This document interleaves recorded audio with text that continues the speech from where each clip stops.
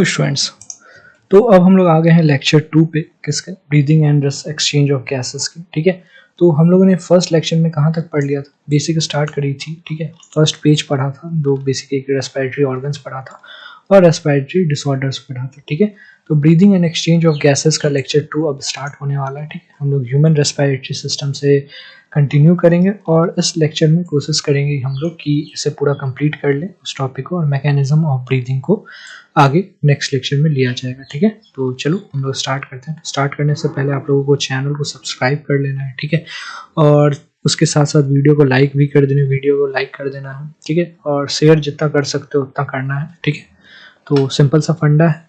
अब चलो स्टार्ट करते हैं without wasting any time. Human respiratory system हमारा टॉपिक है। We have a pair of external nostrils opening out above the upper lips. ठीक है, ऑफ कोर्स जो हमारे अपर लिप्स के ऊपर जो आपको दो या बोल सकते हो pair of external nostrils present है। ठीक है, वो तो प्रेजेंट ही है, कोई इसमें मतलब एज सच कोई समझाने वाली बात नहीं है।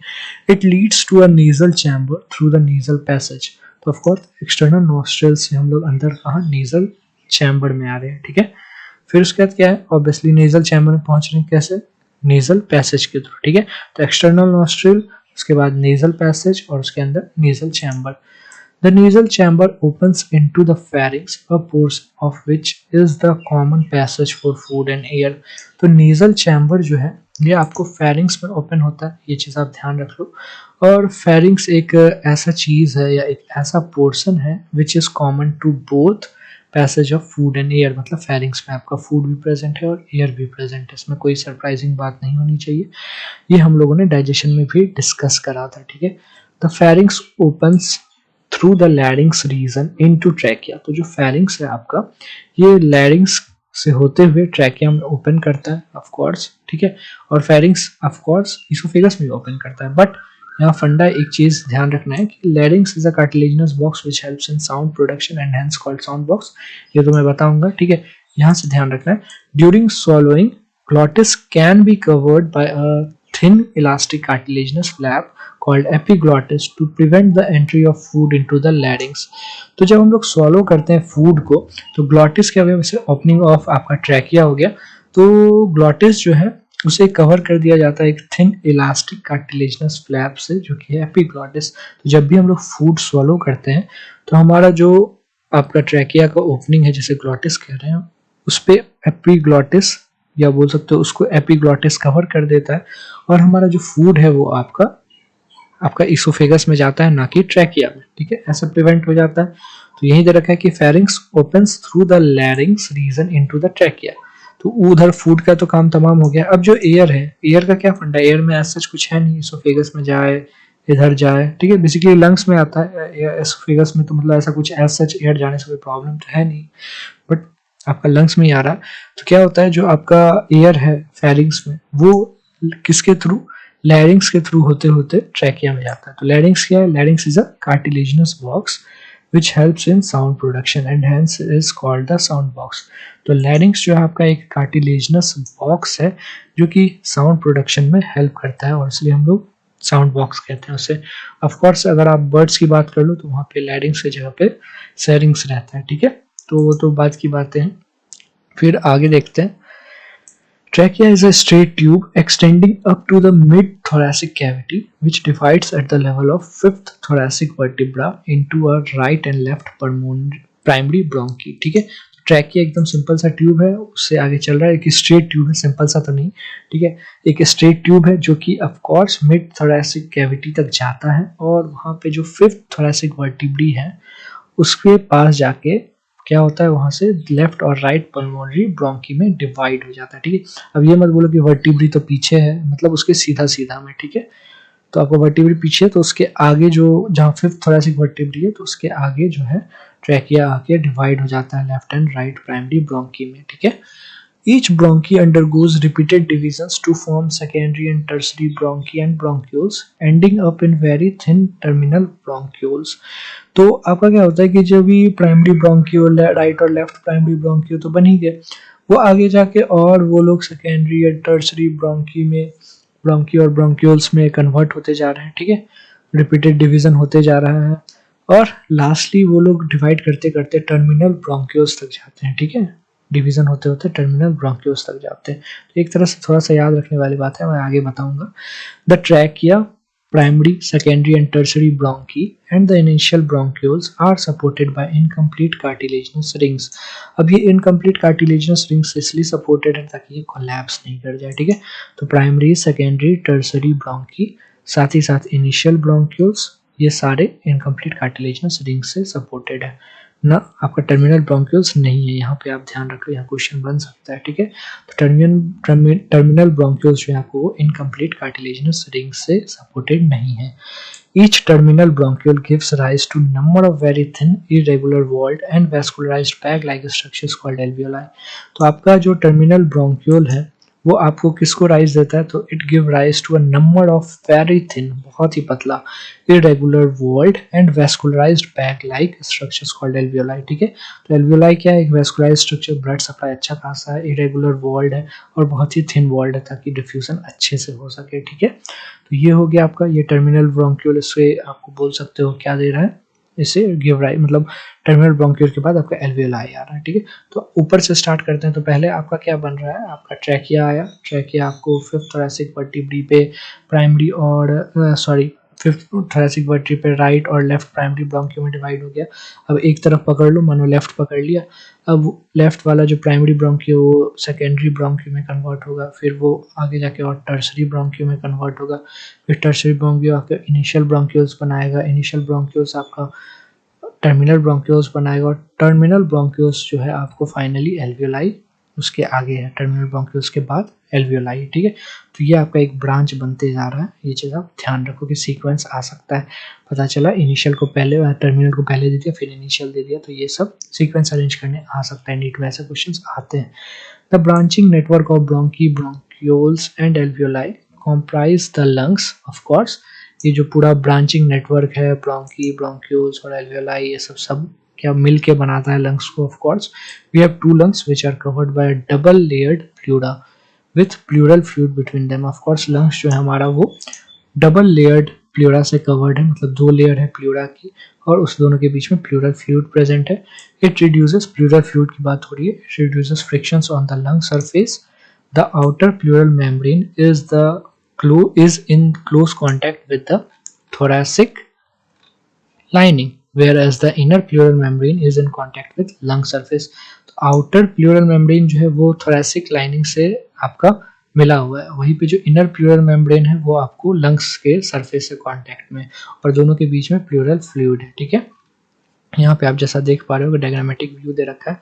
चलो बता देता हूँ, ऊपर एपिग्लॉटिस आप लोग देख रहे हो, ठीक है। उससे बाद क्या आ रहा है, लैरिंग्स आ रहा है और इवेंचुअली ट्रैकिया आ गया। इनकम्प्लीट कार्टिलेजिनस रिंग्स दिख रहे होंगे ये आपको, ठीक है। ये क्या हो गया, आपको फिफ्थ थोरैसिक वर्टिब्री पे आके यहाँ पे डिवाइड हो जाएगा ये। फिर आपका प्राइमरी और सेकेंडरी ब्रोंकस हो गया यहाँ पे, मतलब सॉरी प्राइमरी ब्रोंकस हो गया।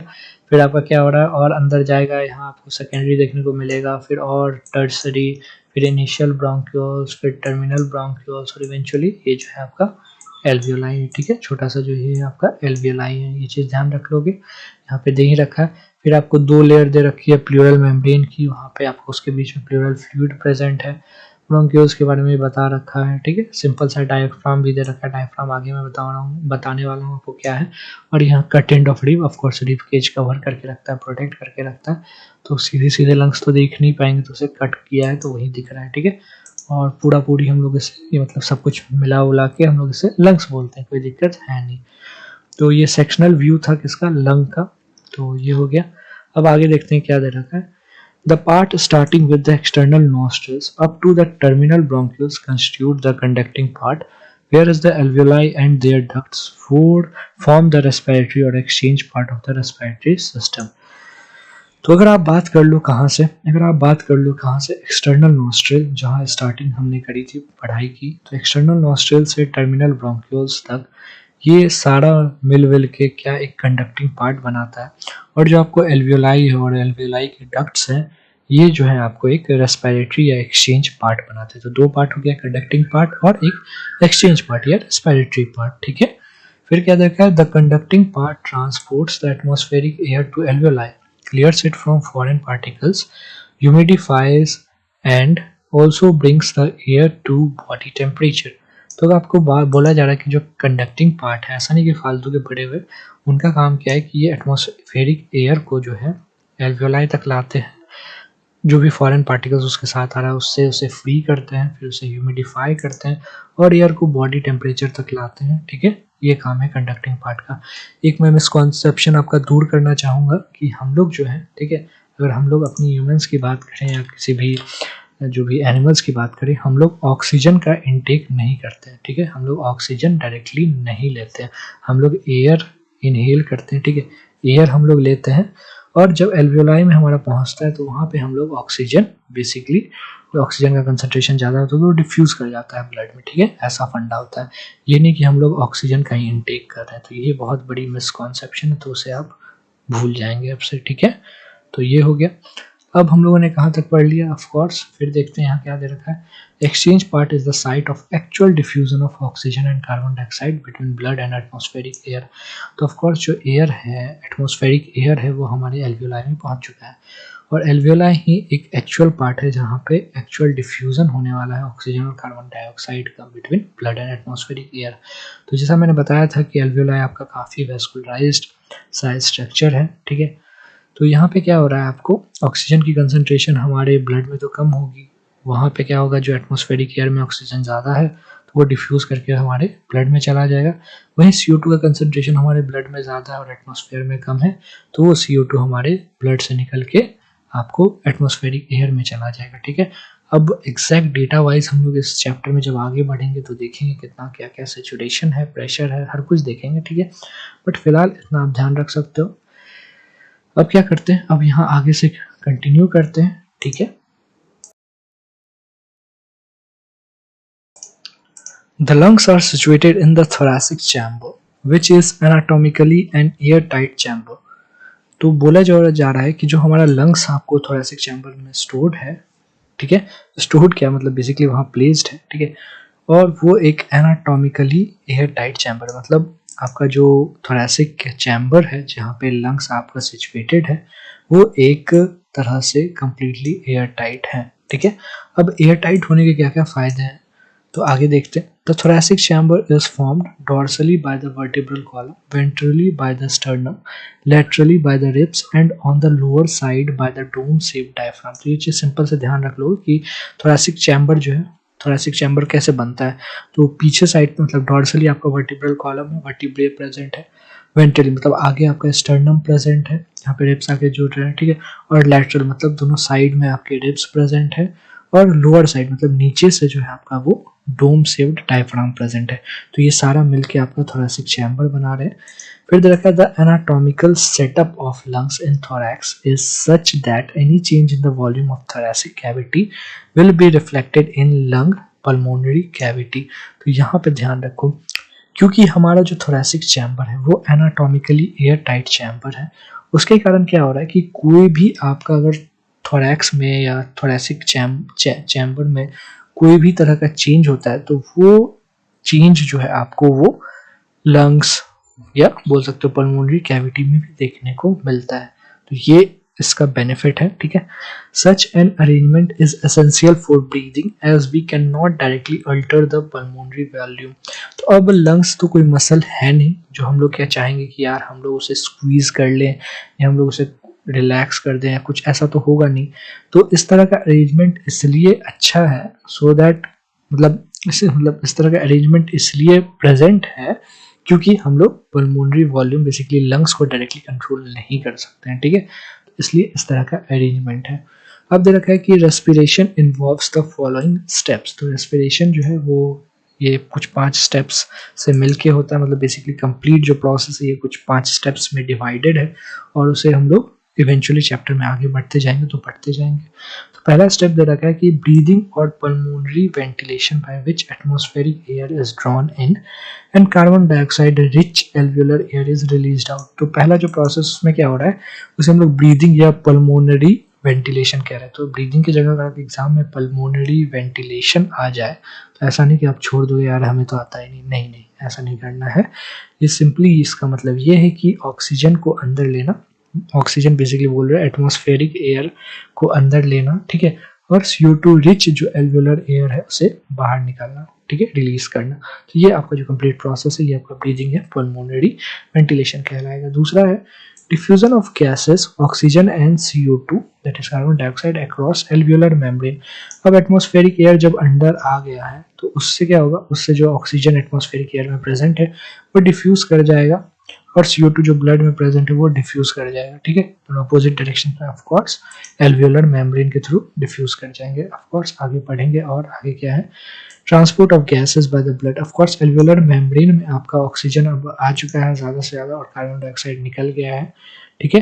तो आपका क्या हो गया, सॉरी, एल्वियोलर मेम्ब्रेन के थ्रू ब्लड में आ गया आपका ऑक्सीजन, ठीक है, और कार्बन डाइऑक्साइड ब्लड से निकल के एल्वियोलर एयर में चला गया, ठीक है। तो अब वहाँ पहुँच गया, अब वो क्या करेंगे, ब्लड इसे ट्रांसपोर्ट करेंगे जहाँ ज़रूरत है, जो सेल्स को ज़रूरत है वहाँ तक लेके जाएंगे। तो transport of gases by the blood. फिर फोर्थ पार्ट है diffusion of oxygen and carbon dioxide between blood and tissues. तो अब क्या होगा कि जो नीडी टिश्यूज है, जो सेल्स हैं, उनके पास लेके जाया जाएगा ऑक्सीजन को, और वहाँ पे क्या होगा कि जो ऑक्सीजन ब्लड से निकल के उस सेल्स तक जाएंगे और जो सेल्स में CO2 रेस्पिरेशन के कारण बना है वो CO2 वापस ब्लड में जाएगा और ब्लड उसे इवेंचुअली फिर लेकर आएगा कहाँ पे, आपका वापस लेके आएगा कहाँ, लंग्स में, और वहाँ पे वापस फिर से प्रोसेस होगा, ठीक है। फिर फिफ्थ है utilisation of oxygen by the cells for catabolic reactions and resultant release of carbon dioxide. तो आपका क्या होगा, वो ऑक्सीजन सेल्स के पास पहुंच गया तो ऑक्सीजन क्या यूज करता है, सेल्स किस चीज़ के लिए यूज़ करता है, तो ऑफकोर्स कैटाबॉलिक रिएक्शंस के लिए, जैसे कि आपका ग्लूकोज का ब्रेकडाउन या किसी चीज़ का ब्रेकडाउन कर रहे हैं, ठीक है, और जिसके कारण एनर्जी बन जाए और साथ ही साथ वहाँ पे कार्बन डाइऑक्साइड का रिलीज भी हो रहा है, ठीक है। तो resultant release of carbon dioxide also takes place. तो ये आपका हो गया है रेस्पिरेशन के कुछ 5 स्टेप्स। तो ये ध्यान एज सच तो रखने की ज़रूरत नहीं है, बट हो सकता है कि कभी सीक्वेंस में अरेंज करने आ जाए तो थोड़ा बेटर होगा कि थोड़ा सा आप इसे देख लो। अब मैकेनिज्म ऑफ ब्रीदिंग से लेके आगे तक मैकेनिज्म ऑफ ब्रीदिंग और रेस्पिरेटरी वॉल्यूम एंड कैपेसिटीज़ हम लोग नेक्स्ट लेक्चर में करेंगे। तो आज के लिए तो आपके लिए बस इतना ही है, ठीक है। लेक्चर 2 में यही है बस, ह्यूमन रेस्पिरेटरी सिस्टम कंप्लीटली। तो इसे आप रिवाइज करके आना नेक्स्ट लेक्चर के लिए। होपफुली आपको हर कुछ समझ में आ गया होगा, ठीक है। आपको वीडियो को लाइक करके जाना है और वीडियो को शेयर करना है अमंग योर फ्रेंड्स। चैनल को सब्सक्राइब करना बिल्कुल नहीं भूलना है। Hope you have wonderful day ahead. Thanks.